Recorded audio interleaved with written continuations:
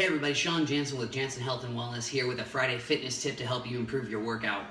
So I'm going to give you 4 simple cues today to remember to make sure you stay safe and effective when you're doing squats. So squats are a great exercise. They work out your entire posterior chain, your glutes, your hamstrings, you're working out your quads, you're working out your core, and there's a lot of different ways that you can change up your squats and make them a little bit more challenging, maybe adding weight with a barbell or a kettlebell, adding a little imbalance with a Bosu ball, and there's a lot of different variations you can do with squats as well, doing overhead squats or jump squats, but no matter what type of squat you're doing or how much weight you're using, there's always 4 things that you want to keep in mind, and those 4 things are to keep your chest up, to keep your hips back, or also known as keeping your weight in your heels, to make sure you keep your knees behind your toes, and you keep your knees tracking over your feet, so they're going in the same direction that your feet are pointed. So I'll turn to the side here, you can see this a little bit better.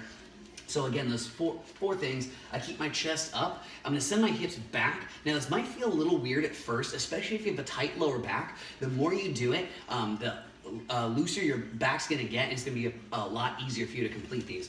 So again, your chest is up, you send your hips back. Now as I start going down into that squat, I make sure I keep my knees behind my toes, and I bring it right back up to the top. So again, chest stays up, I send my hips back, I keep my knees behind my toes, and I bring it right back up to the top.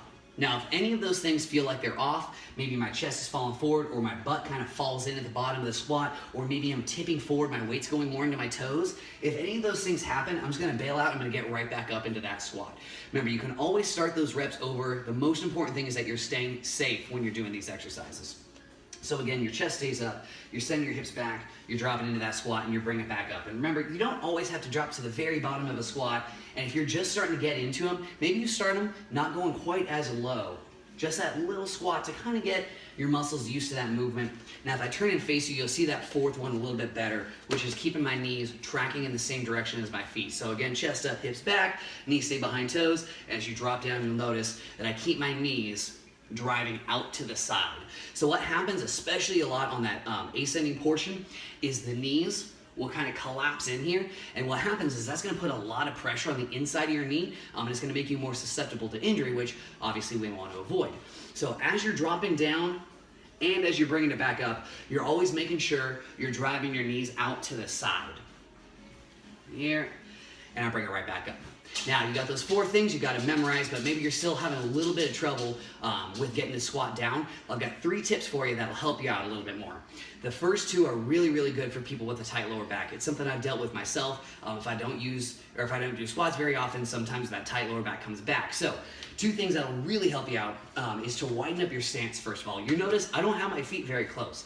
Some people can go hip width and do their squats, great. People like me, a little bit tighter lower back, gotta widen it up a little bit, and that's absolutely fine. Remember, anytime you're doing a workout, that workout is for you. You gotta make these exercises work for you. It's not gonna look just like everybody else, and that's great. We wanna make these workouts unique for you. So you're gonna widen up your feet just a little bit. Second thing is turning your toes out. Again, some people can do it, toes pointing straight ahead of them, great.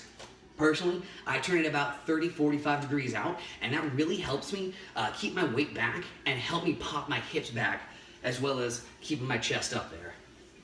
And then the third thing is using any sort of equipment. So if you've got a chair like I've got here, or if you don't have a chair, maybe you have a box jump box in your gym. It's just gonna help you kind of get that motion down while knowing that you don't have to drop it quite as low, and if the worst happens and you kind of fall backwards, you've got something to catch you. So I keep my feet at that width I like, my chest is up, my hips are back, I'm dropping down. As soon as my butt touches the chair, I'm gonna pick it right back up to the top.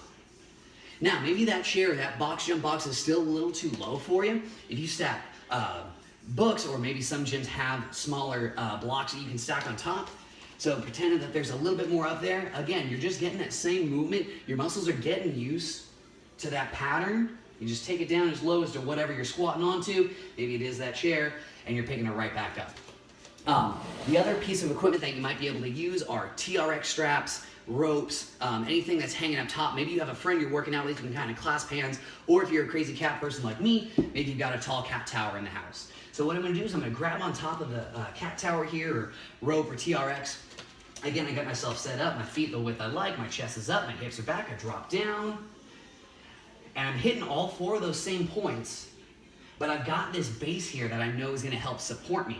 And it's good for a couple of reasons. If I feel like I'm gonna tip backwards, I've got it here, or if you're at the bottom of a squat and maybe your legs are getting tired, you feel like you can't quite get back up to the top, you've got that there, arm locked in, to kind of help you work yourself back up there.